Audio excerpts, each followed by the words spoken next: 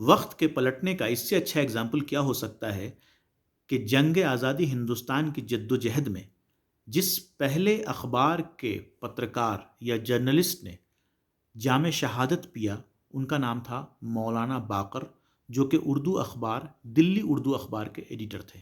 تو گویا جنگ آزادی میں پہلے جرنلسٹ جس نے اپنی جان گنوائی وہ اردو اخبار کے ایڈیٹر تھے، اور آج اردو جرنلزم کا یہ حال ہے کہ Indian institute of mass communication new Delhi میں اردو جرنلزم کی سیٹس خالی جاتی ہیں، ان کو کوئی اپلائی کرنے والا نہیں ہوتا ہے۔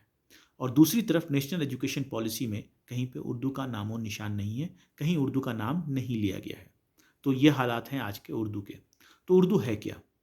انگریزوں کے حساب سے دیکھیں تو وہ اردو کو ہندوستانی کہتے تھے، کیونکہ یہ عام بول چال کی زبان تھی ہندوستانیوں کی۔ کہیں کہیں پہ اسے ہندوی کہا گیا ہے، کہیں اسے دکنی کہا گیا ہے، کہیں اسے لشکری بھی کہا گیا ہے، کیونکہ اردو کا مطلب ہی ہوتا ہے لشکر، جو لشکر میں کئی جگہ کے لوگ شامل تھے، اور جو ایک کامن زبان جو بولتے تھے اس کا نام تھا اردو۔ تو اردو ایک خاص خصوصی ہندوستانی زبان ہے جس کی پیدائشی ہندوستان تھی۔ تو اب یہ بات ہے کہ اردو کے ساتھ آخر اردو کی حالت ایسے کیوں ہوئی؟ اصل میں اردو صرف ایک زبان نہیں بلکہ اردو ایک تہذیب کا نام ہے۔ کون سی تہذیب؟ جسے ہم کہتے ہیں گنگا جمنی تہذیب۔ جو حالت گنگا جمنی تہذیب کی ہوئی وہی حالت اردو کی ہے، تو اس لیے کوئی تعجب کی بات نہیں ہے۔ اصل میں اردو کو لوگوں نے مذہب کے ساتھ جوڑ دیا گیا، اور کسی بھی زبان کے ساتھ سب سے بڑا ظلم یہی ہوتا ہے کہ جب ہم اسے کسی مذہب کے ساتھ جوڑ دیتے ہیں۔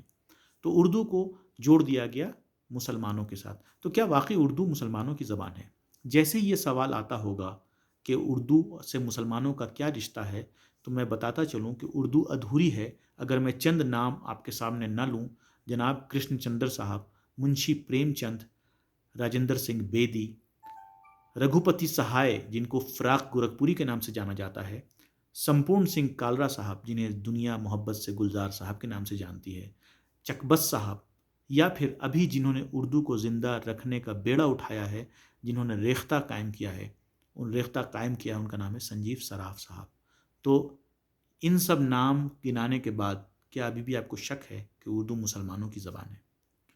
اصل اردو خالص ہندوستانی زبان ہے، جس کا تعلق نہ کسی خاص علاقے سے ہے، جس کا تعلق نہ کسی مذہب سے ہے۔ آپ یوں کہیں کہ یہ کسی کی نہیں ہے پر سب کی ہے، خالص ہندوستانی۔ پھر اس کے ساتھ ایسا ویوہار کیوں؟ اردو کی جو ماں ہے وہ ہے فارسی، اور اردو کے اکثر جو لفظ ہیں وہ فارسی سے آتے ہیں۔ تو اصل جو فرق ہے اردو اور ہندی میں، ہندی اگر آسان زبان میں بولی جائے تو آپ کو لگے گا کہ آپ اردو بول رہے ہیں۔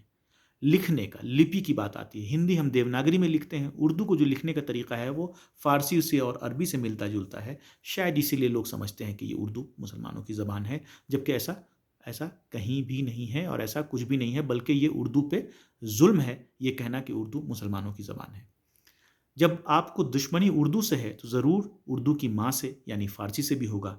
تو جب سرکار میں بیٹھے شاہ جب یہ فیصلہ سناتے ہیں کہ ہندوستان سے اردو کو ختم کیا جائے گا، تو آپ کو یہ بتا دیں کہ سرکار، ہندو، ہندوستان، یہ سب فارسی کے الفاظ ہیں۔